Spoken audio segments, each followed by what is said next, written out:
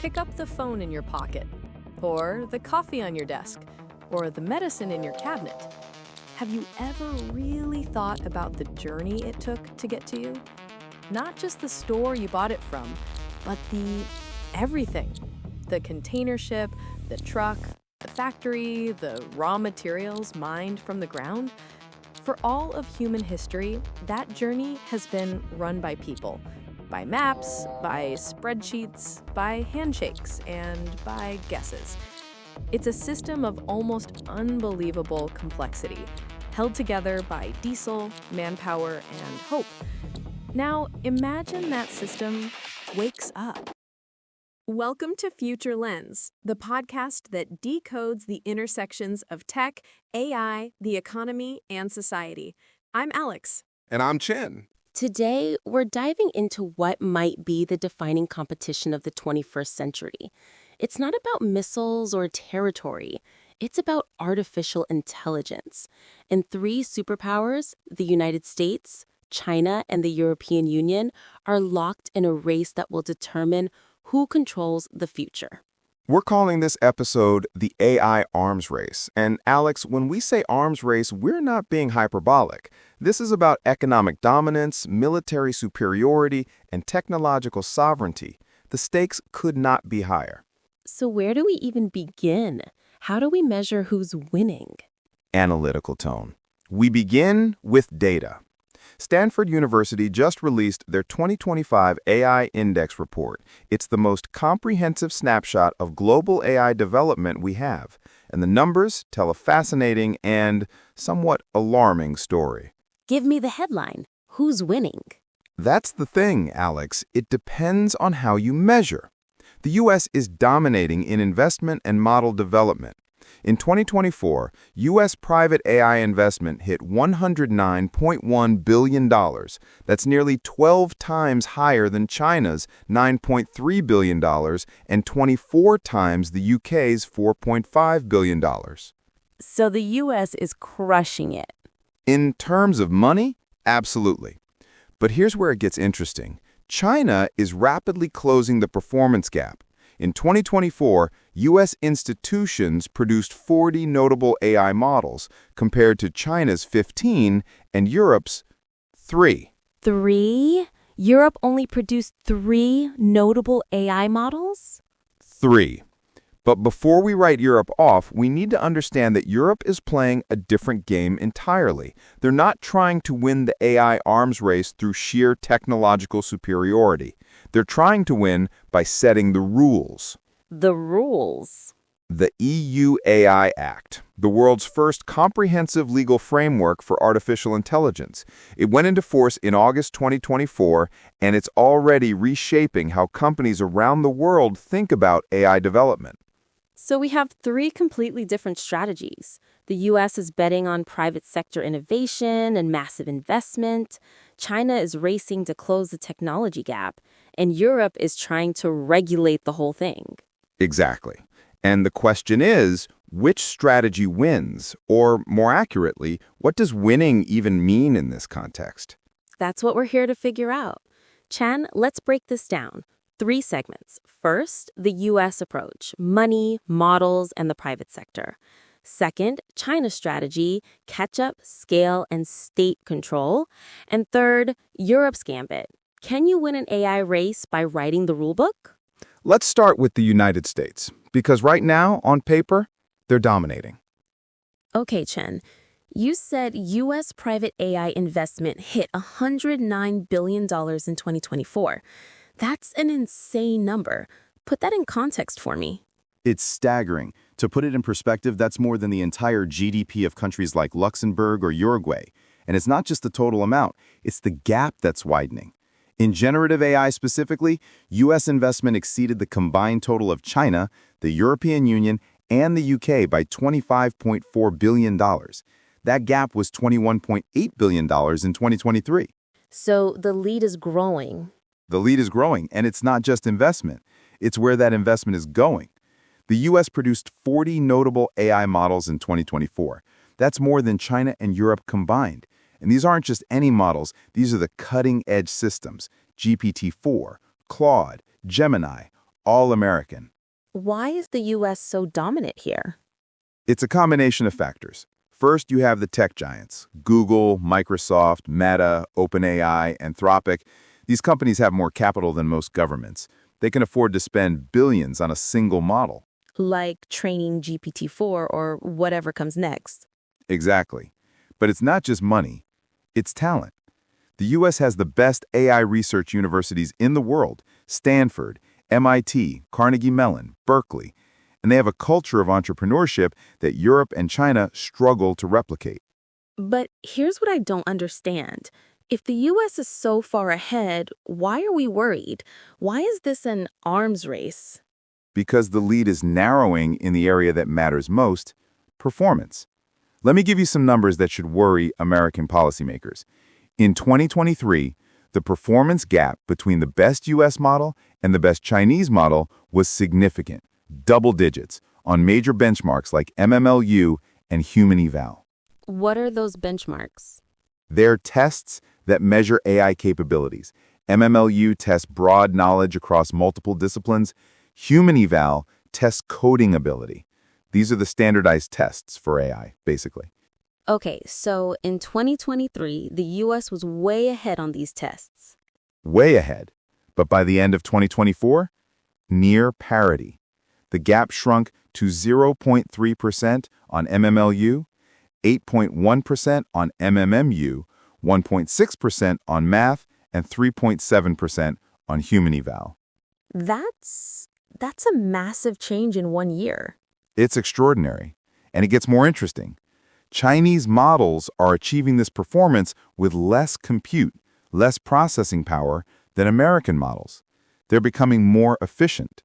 How is that possible? How is China closing the gap so fast? A few reasons.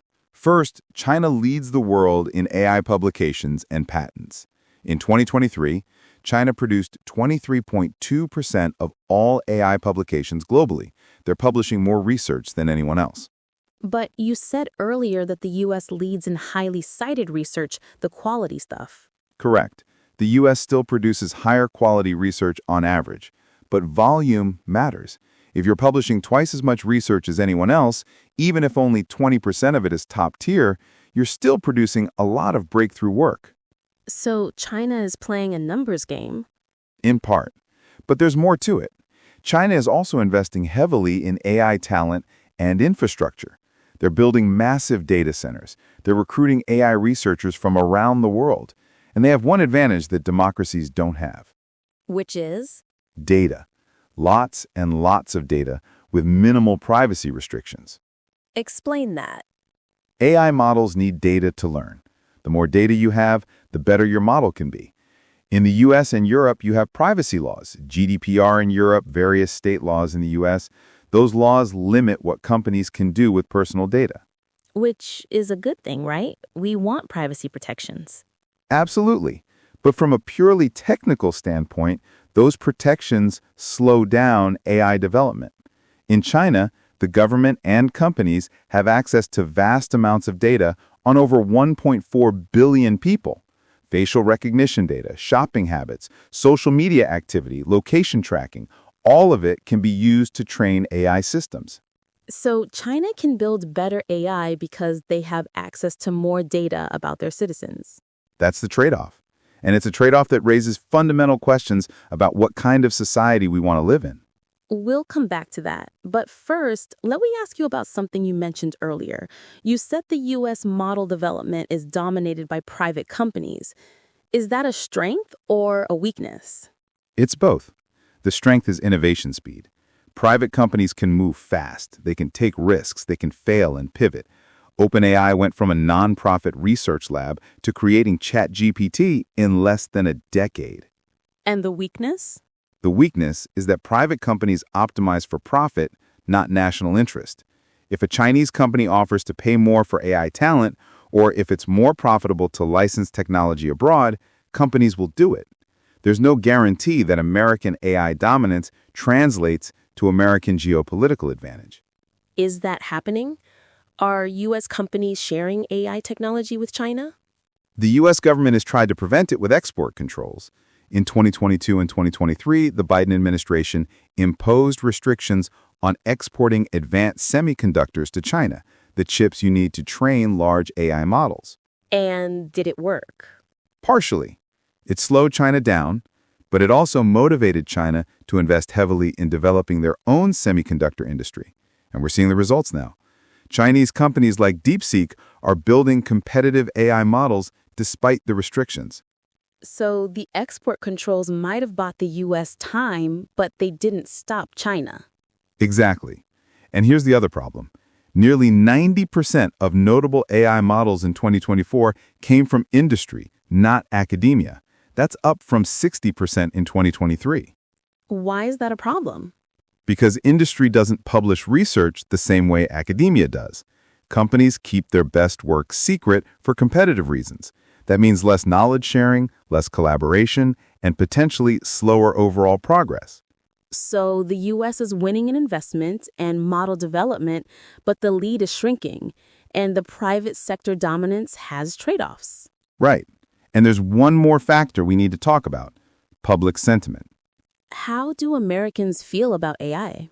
Mixed. According to the Stanford report, only 39% of Americans see AI as more beneficial than harmful. That's lower than Canada at 40% and way lower than countries like China at 83%, Indonesia at 80%, and Thailand at 77%. Why are Americans more skeptical? A lot of reasons. Job displacement fears, privacy concerns, high-profile AI failures and incidents.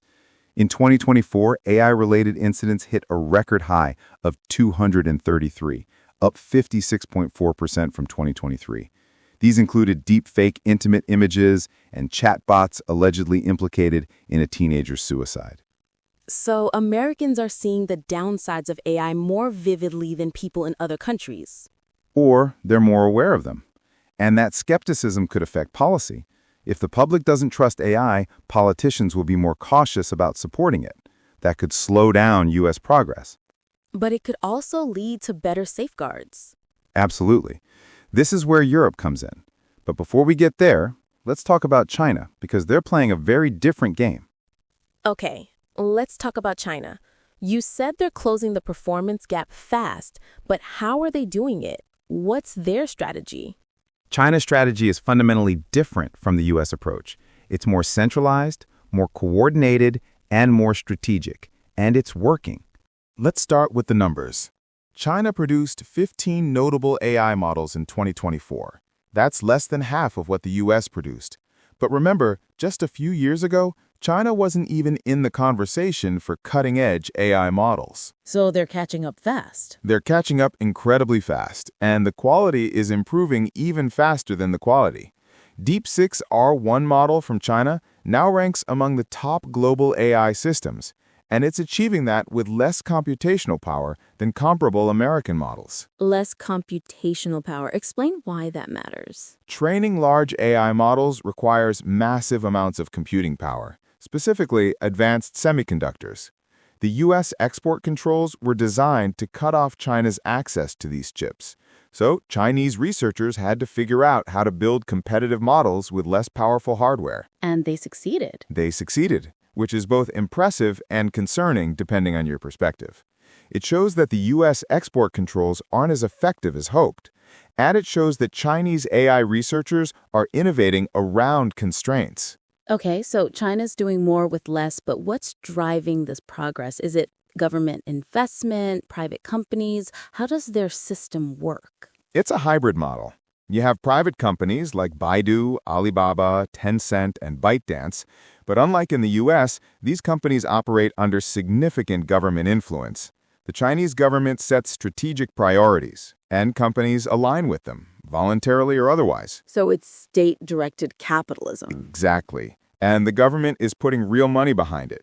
In 2024, China announced a $47.5 billion semiconductor fund to develop domestic chip manufacturing.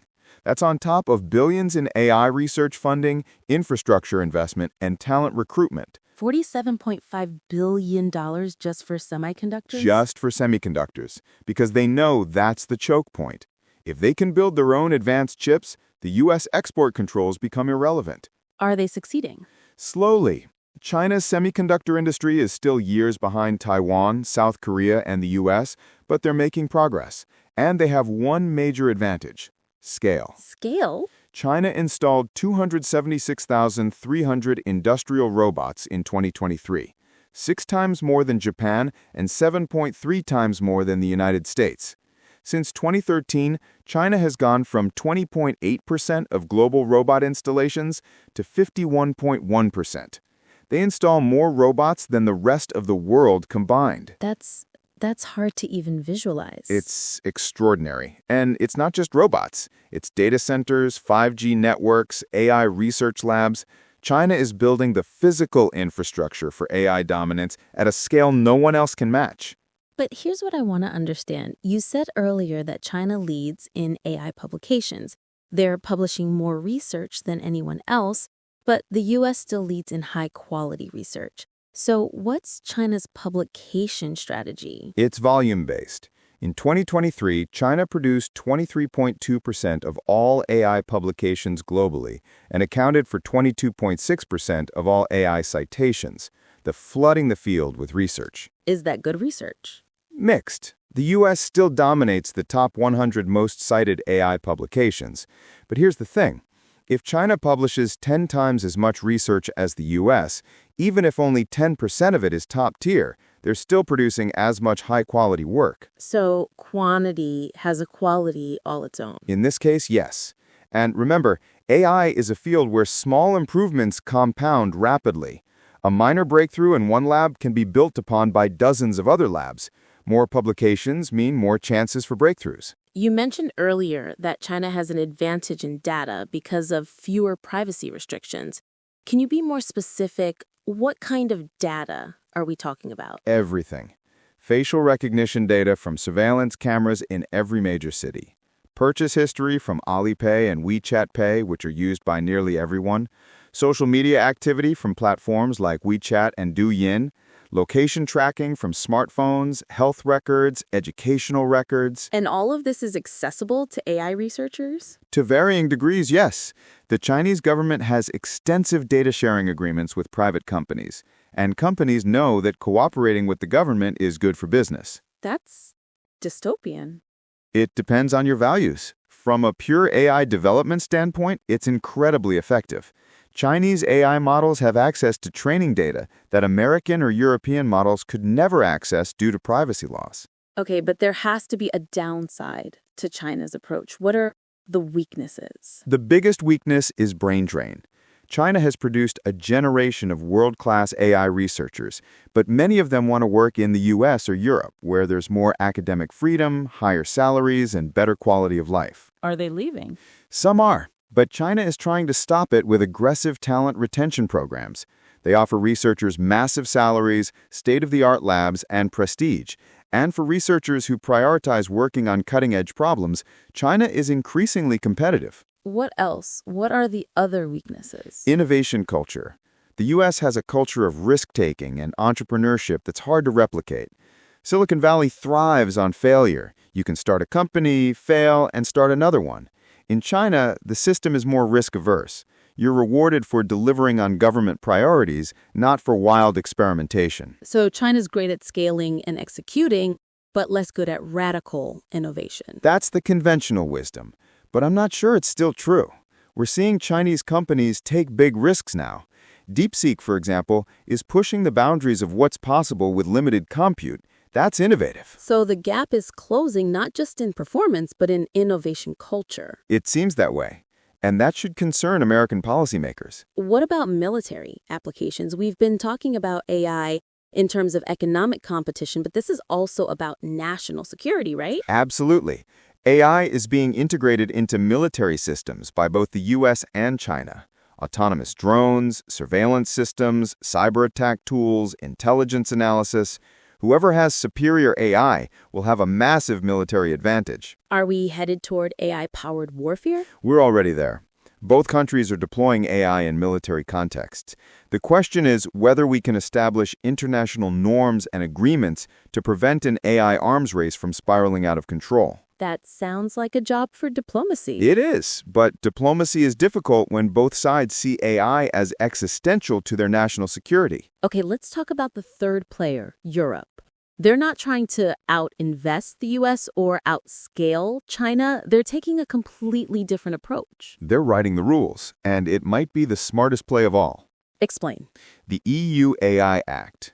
It's the world's first comprehensive legal framework for artificial intelligence, and it went into force in August 2024. What does it do? It categorizes AI systems based on risk, minimal, high, unacceptable, and regulates them accordingly. Systems that pose unacceptable risks, like social scoring or manipulative AI, are banned outright. High-risk systems, like AI used in hiring or healthcare, face strict requirements. And this applies to companies outside Europe. Yes. If you're a US or Chinese company and you want to sell AI products in Europe, you have to comply with the AI Act. Just like GDPR reshaped global data privacy norms, the AI Act could reshape global AI development. So Europe is trying to win by setting standards rather than building the best AI. Exactly. And it's already working. Companies around the world are starting to align their AI development practices with EU regulations because Europe is too big a market to ignore. But can you win an AI race by regulating it? Don't regulations slow down innovation? That's the debate. Let's dig into it. Okay, Chen, you said Europe produced only 3 notable AI models in 2024. That's less than 10% of what the US produced. How was regulation a winning strategy if you're not building cutting-edge AI? Because Europe is playing a longer game. They're not trying to beat the US or China at their own game. They're trying to define what winning means. I don't follow. Think about it this way. The US and China are racing to build the most powerful AI systems. But powerful for what purpose? Who decides how those systems are used? Who's accountable when they cause harm? Europe is trying to answer those questions. Exactly. The EU AI Act establishes a framework for trustworthy AI. It says, we want AI that respects fundamental rights, that's transparent, that's accountable. And if you want to sell AI in Europe, your systems need to meet these standards. Give me the specifics. What does the AI Act actually require? It's risk-based. At the bottom, you have minimal risk AI. Things like AI-powered spam filters or video games. These face almost no regulation. Then you have high-risk AI, systems used in critical areas like healthcare, education, employment, law enforcement. These face strict requirements. Like what? Transparency. Companies have to document how their AI systems work. Human oversight. There has to be a human in the loop for critical decisions. Data quality. The training data has to be accurate and unbiased. And accountability. If something goes wrong, there has to be a clear chain of responsibility. And at the top? At the top, you have prohibited AI practices. Systems that manipulate people through subliminal techniques. Social scoring systems like China's social credit. Real-time facial recognition in public spaces with limited exceptions. These are banned outright.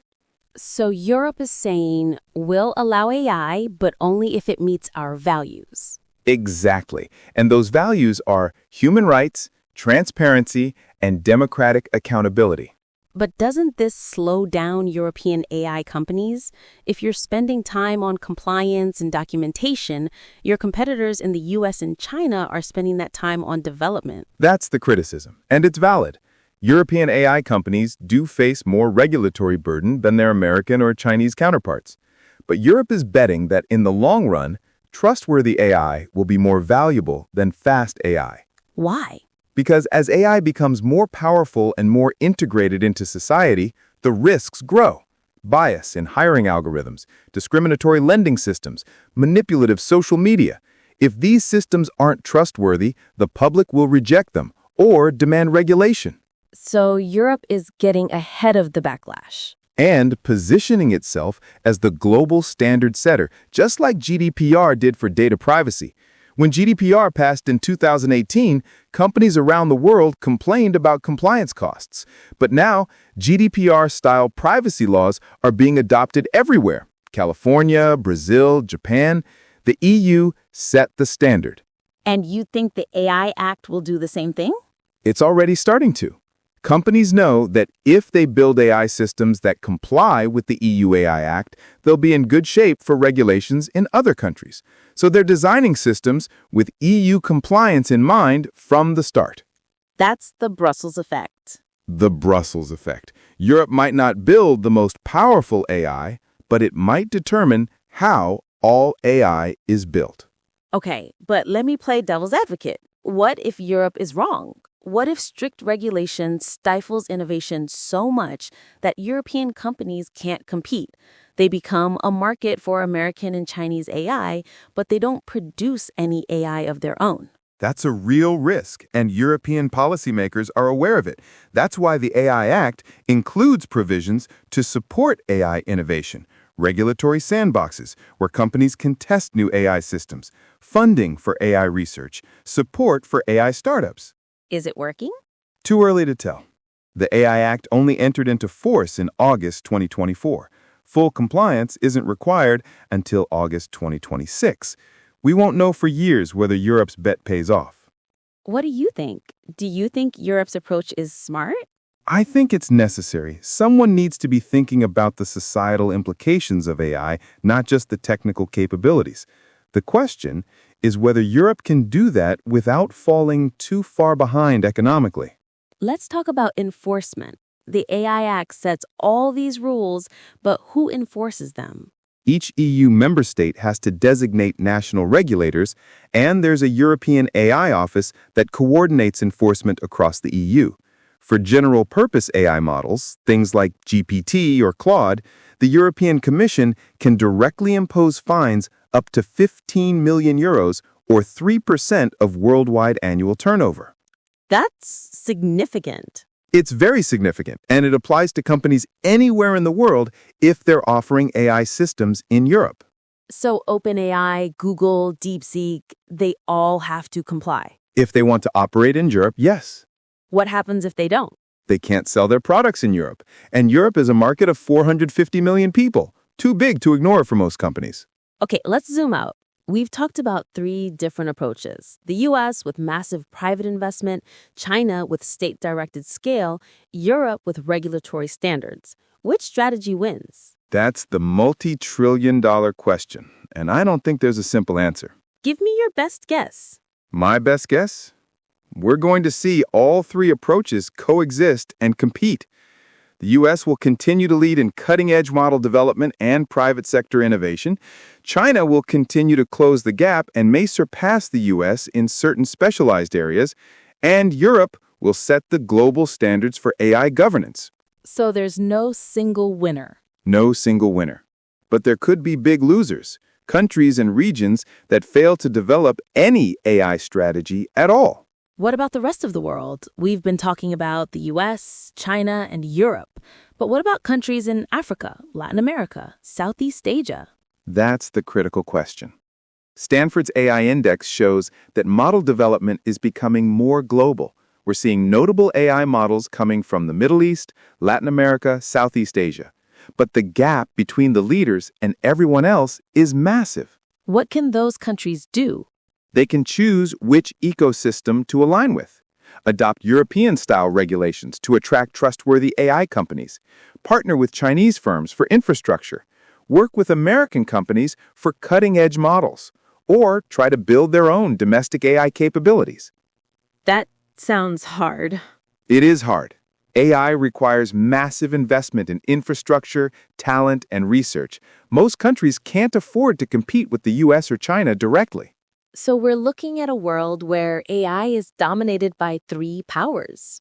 Unless something changes, which brings us to the big question. Closing the big question, 54 to 60 minutes. Okay, Chen, we've covered a lot of ground. The U.S. dominance investment, China's rapid catch-up, Europe's regulatory gambit. But I want to end with the question that matters most. What does this mean for regular people, for us? It means the world you wake up in 10 years from now will be shaped by decisions being made right now in Washington, Beijing, and Brussels, and you don't get a vote in most of those decisions. That's unsettling. It should be. Because this isn't just about technology, it's about values. Do we want an AI-powered world that prioritizes innovation and efficiency, even at the cost of privacy and social disruption? That's the American model. Or do we want an AI-powered world that prioritizes control and stability, even at the cost of individual freedom? That's closer to the Chinese model. And Europe? Europe is trying to offer a third way, AI that serves human values, transparency, accountability, fundamental rights. But whether they can pull it off while staying economically competitive is an open question. So what should people be paying attention to? What are the signposts that will tell us which direction we're heading? Watch for a few things. First, semiconductor production. If China succeeds in building advanced chip manufacturing, that changes everything. The U.S. export controls become irrelevant. Second, watch how other countries respond to the EU AI Act. If major economies like Japan, South Korea, Canada adopt similar regulations, Europe's approach becomes the global standard. and third, Watch for AI incidents. The Stanford report showed AI-related incidents up 56% in 2024. If we see major failures, AI systems causing serious harm, that will accelerate calls for regulation everywhere, not just Europe. what about military applications? Should we be worried about an AI-powered arms race? We should be very worried. Both the U.S. and China are integrating AI into military systems. Autonomous weapons, intelligence analysis, cyber warfare. And there are no international treaties limiting military AI the way there are treaties limiting nuclear weapons. Is anyone working on that? The UN has been trying to establish AI governance frameworks. Organizations like the OECD and the African Union released frameworks in 2024, but there's no binding international agreement yet. Do you think we'll get one? I don't know. The problem is that AI is dual-use technology. The same AI that helps doctors diagnose cancer can be used for surveillance. The same AI that optimizes supply chains can optimize military logistics. It's very hard to regulate one without affecting the other. So where does that leave us? Are we just passengers on this train? Not entirely, but we need to get a lot more engaged. This is the defining technological and geopolitical competition of our time, and most people aren't paying attention. What can individuals do? Educate yourself. Understand what AI is and isn't. Push for transparency from the companies building these systems. Support politicians who take AI governance seriously, and demand accountability when AI systems cause harm. That sounds like a lot. It is, but the alternative is sleepwalking into a future we didn't choose. Okay, final question. 10 years from now, who's leading the AI race? US, China, or Europe? My honest answer? It depends on what we mean by leading. If we mean most powerful AI models, probably the US or China. If we mean most responsible AI governance, probably Europe. But the real question is, which kind of leadership do we want? And what's your answer? I think we need all three. We need American innovation, we need Chinese scale, and we need European values. The tragedy is that we're treating this as a zero-sum competition when it could be a collaborative effort. Is collaboration possible? It's getting harder every day, but it's not impossible. And it might be necessary if we want AI to benefit humanity rather than divide it. Chen, thank you. This has been sobering but important. Thanks, Alex. That's it for this episode of Future Lens. If you want to dig deeper into the Stanford AI Index Report or the EU AI Act, check out show notes for links. And if this episode made you think about who's shaping our AI-powered future, share it. This conversation needs to be happening everywhere, not just in Silicon Valley and Brussels. I'm Alex. And I'm Chen. Thanks for listening.